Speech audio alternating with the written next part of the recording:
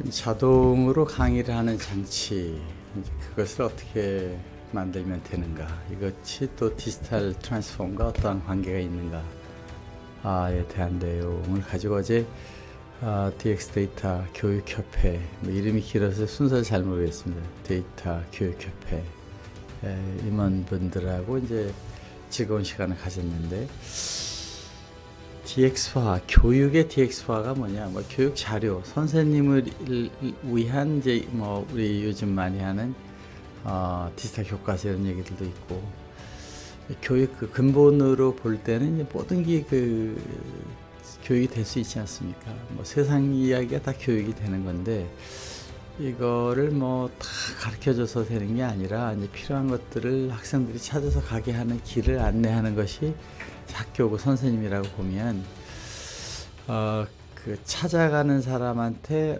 알려주는 자료를 어떻게 잘 만들어 주느냐, 그걸 어떻게 클라우드에다가 디지털 트랜스폼을 하느냐, VR 세상에다가 어떻게 트랜스폼을 하느냐, 이 모든 게 디지털 도메인으로 가서 실제로 있는 거를 보면서 느끼는 거와, 또 이제 그 가상의 공간, 뭐 메타버스, 뭐 VR, 뭐든지 간에 디지털, 더 포괄적 디지털로 보면 될 것 같은데, 디지털 그 세상에다 어떻게 하느냐, 이런 거를 보면은 디지털 트랜스폼이라고 하는 단어를 우리가 크게 엮어서 이제 세상 이야기를 지금 하고 있는, 우리도 지금 이 아이스튜디오에서 사실 이런 내용을 얘기하는 것은 어떻게 이게 작동되는가, 자동으로 되는가, 느낌이 어떤가, 이런 것들을 같이 연구하면서 하고 있습니다.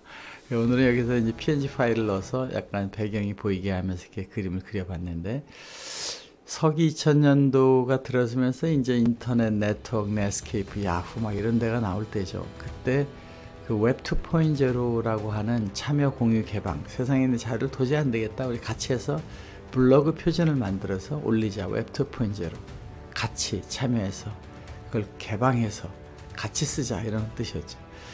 이 시대가 시작된 게 2000년대부터 초고속 망도, VR 기술도, 네트워크 컴프레션 비디오도 다 올라가게 되는데, 2010년 아이폰, 유튜브가 상용화되는 시대가 되고, 2020년에 들어서서 텔레 시대가 됐다, 뭐 이렇게 저는 개인적으로 얘기를 자주 하고 있습니다.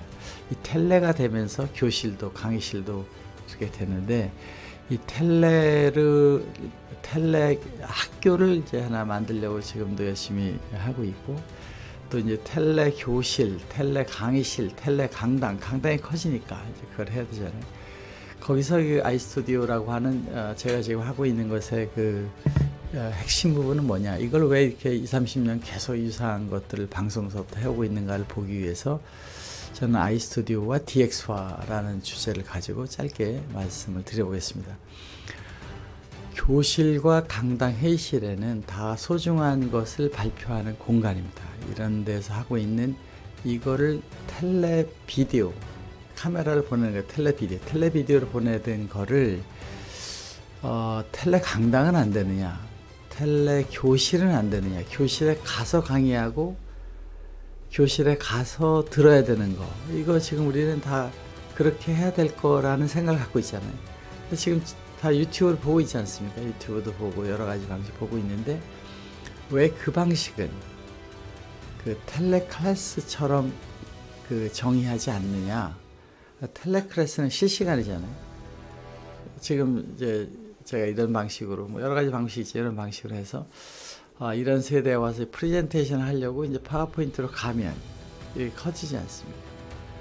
이렇게 나가는 거를 교실에 넣어서 이 교탁에 넣게 되면 강의들이 다 제가 하는 것처럼 되니까, 저는 이 아이스튜디오라는 것과 아이스튜디오 설치해서 이렇게 콘솔, 방송국을 만드는 거, 강당, 이런 것들을 이제 하고 있는데, 이쪽에서 그 강의를 하면 여기 내용이 이렇게 보이는 방식도 있고 PPT만 보이는 방식이 있잖아요. either way죠. 여기 좀 크면은 이렇게 그냥 선생님이 여기보다 더 크게 나오니까 이게 나오고, 이 강의가 어디든지 일로 가게 되는데, 이걸 자동적으로 강의 한번 생기게 하는 인공지능 시대가 됐으니까, 기존의 강의실에서 강의를 하면 회의실에서 프레젠테이션을 하면 이것이 아이스튜디오한 장비, 교탁이 기왕 있으니까 전자교탁 안에 이런 기능들을 넣어서 나아갈 때 여기에 자료, 보통 이제 뭐 뉴스 다 자료만 나오잖아요. 자료. 여기에 참석자, 원격지죠. 여기에 현장 참석자, 이렇게 세 개를 넣는 거를 가면 이 윈도우, 핸드폰으로 보는 윈도우를 통해서 그 세상을 보는 것이 되고, 이렇게 나오는 영상을 디지털 강의실이다, 이렇게 이제 정의를 해보고 있습니다. 지금까지 우리는 이제 방송하면은 스튜디오에 가서 이쁘게 준비를 하고 카메라맨이 뭐 이렇게 이제 오지 않습니까? 그러면 아이스튜디오를 썼을 때도 이제 제가 편집기를 잠깐 써서 장면 이렇게 변해서 이 스튜디오를 만들어야 되잖아요. 그러니까 저는 지금 이제 디지털 트랜스폼 시대가 됐다 해서 막 이렇게 약간의 그림을 저렇게 바꿔서 넣기도 하고 그랬는데, 이 그림에다가 예를 들어서 바다를 넣는다거나 조금 아름다운 그림을 뭐 이런 컬러를 넣어서 간다거나 이런 게 다 이제 그 자유롭게 배치하는 거죠. 이런 그림이 굉장히 많으니까 이런 그림들을 넣어서 현란하게 하기도 하고, 또 조금 차분한 색으로 이렇게 해서도 하고, 이렇게 차분하게 가면은 여기 책상이 조금 더 어울려야 되니까 책상 컬러를 바꿀 수 있죠. 여기서 컬러를 갖다가 약간 바꿔서 뭐 저게 어울려 이렇게 가자, 이런 게 다, 물론 책상도 바꿀 수가 있는 거죠. 이렇게 스튜디오를 한 다음에 스튜디오 생기면 가서 카메라를 넣어야 되잖아요. 그러니까 이제 카메라 액션을 이렇게 쭉 들어가게 하죠. 아까 이제 이쪽에서 책상에 있는 거에 컬러 다 바꿔야 되니까 다른 데다 한번 이렇게 바꿔 놓으면 쭉 들어가야 집중을 하잖아요. 선생님이 크게 나와서. 강의에 제일 중요한 거는 뭐니 해도 선생님이다. 이걸 뭐 아바타로도 할 수 있고 여러 가지 하지만 그 학생들 선생님 표정과 선생님 감정이 들어가야 되니까 이거는 가능하면 선생님으로 가야 되겠다, 이렇게 하는 거죠.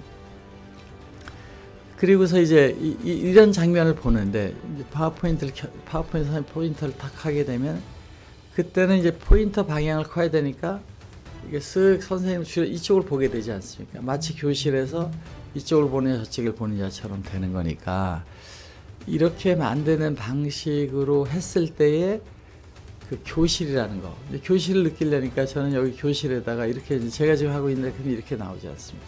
조금 줄일 수도 있고, 이렇게 하거나 원격질을 하면 이렇게 나오죠. 두 개 동시에 켜놓을 수도 있고. 그렇게 되면 이 현장을 보니까, 현장에서 하는 걸 보니까 가상이지만 현장처럼 느낌이 된다는 겁니다. 이 방식을 만들어서 이제 프레젠테이션 하는 거를 이제 만든 것인데, 아이스튜디오라는 것이 더 간단한 것도 있고 더 이제 기능이 많은 것이 있는 거죠. 이 의미는 이제 스튜디오를 이렇게 꾸미고, 이제 카메라맨이 여러 명 들어가서 한 것처럼 지금 장면이 이런 장면 저런 장면, 제가 하는 데 쓰려면 뭐 이쪽에 이제 여기를 보이려고 하면 이게 커지는 거죠. 이런 장면이 보여져서 교실에서 학생들이 볼 때 어디를 보는가를 고려하지 않고 볼 수가 있다. 앞에 영화관에 뭐 영화관만 보잖아요. 영화관만 보면 그 세상을 보는 거잖아요. 그러니까 스마트 교실이라는 거는 영화관을 보듯이 이 안에 다 봐야 될 내용을 장비가 인공지능으로 찾아간다. 그런 것이 다 인공지능이 하니까 PD, TD, MD, 파워포인트 바꾸는 거죠. 이 MD가 없이, 이게 편집 없이 그냥 갈 수 있는 이 아이스 하나가 되는 것이 다양한 소프트웨어 하드웨어들을 만들어서 이 콘솔 방송국 혹은 전자교탁을 만들었다. 그래서 방송국에 스튜디오에 카메라맨들이 있는 게 없이 아나운서가 하는 걸 만들었다 하는 것이 아이스튜디오고, 이렇게 될 때 DX 트랜스폼은 모든 곳, 이거 설치된 강당, 교실, 회의실이 다 갈 수 있다 라는 것을 주장하고 있는 것입니다. 그런데 우리가 이제 방송을 할 때 항상 이쁘게 하려고 하니까 그 이쁘게 할 수 있는 이제 다양한 기능들을 넣어서 가게 되는데, 이 방송을 어떻게 하느냐는 거는 뭐 무한대 방법이 있죠. 무한대 방법이 있는데, 강의를 하거나 할 때는 딱 표준화가 된다. 왜냐하면 스크린이 정해진 데다가 자료와 선생님과 내용을 거기다 어떻게 넣느냐는 것은 각 장면별로 배치를 해보면 대략의 윤곽이 나오게 되기 때문에 표준화를 하는 겁니다. 그런데 지금 제가 여기서 이런 의자가 뒤에 있는데 이 카메라를 한 게 여기 나온 겁니다. 여기서 뭘 지웠느냐? 여기 있는 이런 거 다 지워진 거죠. 이게 배경 리무발에서 이 크로마키를 한 것이 아니라 이런 게 다 지워진 거죠. 그런 방식으로 하는 걸 했다는 것은 이 특허는 물론 이 기능이 자체에서 이걸 어떻게 쓰는가에 대한 특허지만 이걸 썼을 때에 우리는 이 스튜디오가 이제는 스튜디오에서 교실로 이동된다. 그런 겁니다. 교실이 스튜디오가 된다. 그래서 그동안 방송실에 이렇게 사용되었던 인공지능이 그린 그림이지만 이렇게 사용된 이런 장비들을 카메라들을 연결하고 또 자료 주는 다른 컴퓨터가 연결해서 복잡하게 해서 최종적인 걸 만들어 코덱으로 내보내게 된다고 하면 아이스튜디오에는 이것이 다 들어있어서 코덱까지 들어있어서 카메라만 연결하고 디스플레이 모니터만 연결하면은 방송국이 된다. 그래서 DIY 올인원이 되고 더 나아가서는 운영자 없이 할 수 있다. 그런 뜻입니다. 교실에도 이렇게 강의하면 이렇게 나오는 거죠. 보는 원격지에서 보는 것이 교실에 보는 것보다 못하지 않다. 그래서 줌으로 이제 그동안 한다면 이 자료가 나갔잖아요.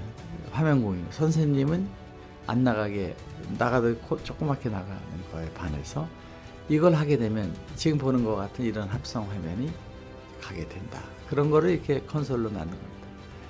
만약 이런 방식이 정말로 올인원으로 된다고 하면 모든 곳 교실, 강당, 강의실 되는데 그 트랜스폼된 자료는 시공간, 거리가 떨어진 곳에서도 또 같이 있는 곳에서도 된다. 이거를 이제 그 LED와 같이 큰 강당 같은 데서는 직접 이 아웃풋을 거기다 보이면 되니까 중계 시스템을 따로 갖지 않아도 이것이 만들어지게 된다는 의미가 있는 것입니다. 이 아이스튜디오라는 것을 통한 디지털 트랜스폼, 교실을, 강의실을, 강당을, 사무실을 갈 수 있는 내용은 이것에 아이데스크를 쓰든 아이렉터를 쓰든 넣으면 거기서부터 펌핑이 이 클라우드 세상으로 가니까 이것을 운영자 없이 쓸 수 있는 방식을 만들어서 DX화 시키겠다는 것이 회의실에도 강의실, 회의실에서도 지금 똑같은 문제가 있잖아요. 그거를 다리면서 해나가고 있는 것이다. 그렇다면 구체적으로 이 DX화를 하기 위해서 우리가 필요한 이제 여러 가지들을 고려할 수 있지만 그 중에서 학교마다 있는 방송실 다 넣으면 방송실 12,000개 학교에서 방송실들이 활성화된다. 대학교에 있는 500개, 1000개의 교실에 이걸 넣게 되면 교실에 있는 게 다 클라우드로 올라오게 된다. 라는 이야기를 가지고 우리가 새로운 디지털 트랜스폼 플랫폼에 소위 교육 데이터를 마이닝하는 장비가 아이스튜디오가 될 수 있다. 이렇게 해서 오늘 간단히 설명을 드려봤습니다. 감사합니다.